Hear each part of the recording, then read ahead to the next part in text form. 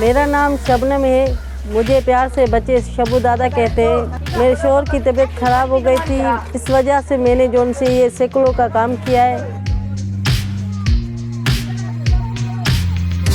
मैंने अपने पहले बच्चे की साइकिल किराए पे चलाई, उसके बाद मैंने 2-3 कबाड़ियों की दुकान पे गई। मैंने वो साइकिलें कबाड़ी की दुकान से लेके उन्हों के पंचर वगैरह जो भी काम था,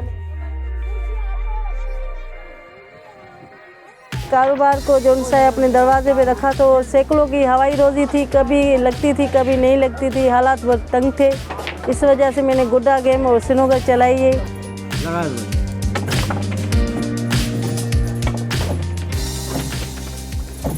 स्नूकर और ये गुड्डा गेम चलाती भी। मोहल्ले वाले बच्चे आते हैं, उन्हों के वालिदैन भी ये कहते हैं कि भाई हमारे बच्चे खुश हैं और इसी मोहल्ले में खेल रहे हैं।